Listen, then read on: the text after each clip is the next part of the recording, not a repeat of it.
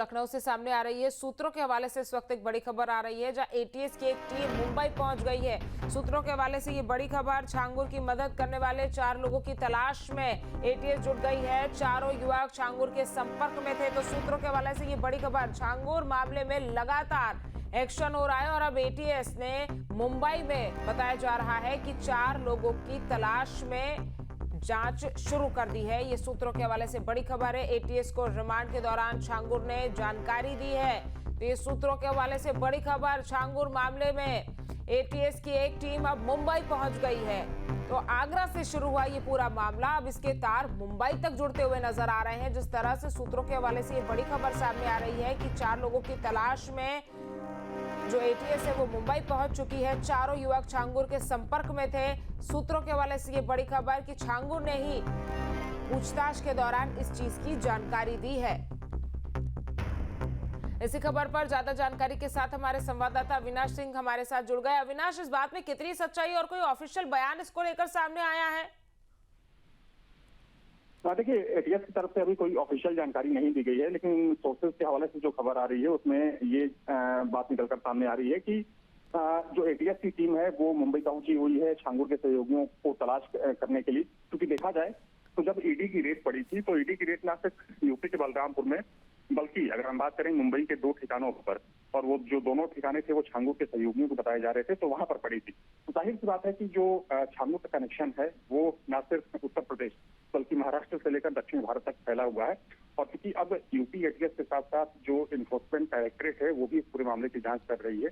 तो जाहिर सी बात है कि वो कौन कौन से कनेक्शन है, कहाँ कहाँ से आय का स्रोत था, वो कौन कौन से लोग थे जो छांगुर के ट्रांजेक्शन में मदद करते थे। क्योंकि अभी एक और अहम जानकारी सामने आई है कि जो पूछताछ हो रही है ईडी की छांगुर से, उसमें ये जानकारी निकलकर सामने आई है कि छांगुर ने इस बात को कबूला है कि जो विदेशी फंडिंग होती थी उसमें नीतू उर्फ नसरीन की एक बड़ी भूमिका थी। तो ये तमाम वो एंगल्स हैं, तमाम वो कनेक्शंस हैं जिसको खंगालने में ईडी और एटीएस जुटी हुई है। अविनाश, लेकिन जिस तरह से लगातार इस पूरे मामले में खुलासे हो रहे हैं और अब बताया जा रहा है कि महाराष्ट्र में 4 लोग इसमें खुलासा जो है वो छांगुर की तरफ से किया गया है, तो वो भी धर्मांतरण में शामिल थे या पैसे के लेन देन में, फंडिंग के लिए, इसको लेकर कोई क्लैरिफिकेशन सामने आया है?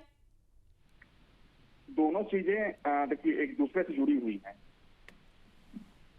दोनों चीजें एक दूसरे से जुड़ी हुई है, क्योंकि जो अवैध ट्रांजेक्शन होता था वो धर्मांतरण के लिए किया जाता था। जो विदेशों से फंडिंग होती थी, अगर हम गल्फ कंट्रीज की बात करें, तो जो पैसा आता था वो धर्मांतरण के नाम पर आता था। अब भले ही उस पैसे का इस्तेमाल छांगुर और उसकी जो पूरी कंपनी थी, बदमाश कंपनी, वो किसी और काम के लिए करे, लेकिन जो मेन मुद्दा था, जो मुख्य कह सकते हैं कि एक जो टारगेट था वो धर्मांतरण था। तो जाहिर सी बात है कि धर्मांतरण सबसे बड़ा मुद्दा है इस पूरे केस से जुड़ा हुआ, और उससे ही ये सारे कनेक्शन जुड़े हुए हैं। तो जो अवैध ट्रांजेक्शन है वो भी धर्मांतरण की श्रेणी में ही आता है, क्योंकि धर्मांतरण के लिए ही उस पैसे को यहाँ पर भेजा गया था। तो इन्हीं चीजों को लेकर ये जो जांच आगे बढ़ रही है, और माना जा रहा है कि जैसे जैसे जांच आगे बढ़ेगी कई और भी चौंकाने वाले खुलासे होंगे। बिल्कुल, जैसे जैसे जांच आगे बढ़ेगी चौंकाने वाले खुलासे होंगे और एक के बाद एक परतें भी खुलेंगी कि आखिर किस तरह से ये पूरा रैकेट चल रहा था। तमाम जानकारी हम तक पहुंचाने के लिए अविनाश आपका बहुत बहुत शुक्रिया। जहां भक्ति है हर शब्द में, कथाओं में छुपे हैं दिव्य रहस्य, और ज्योतिष देता है जीवन को दिशा। धर्म से जुड़ी हर बातों को जानने के लिए हमारे चैनल स्तुति को सब्सक्राइब करें। चैनल पर जाने के लिए इस लिंक पर क्लिक करें।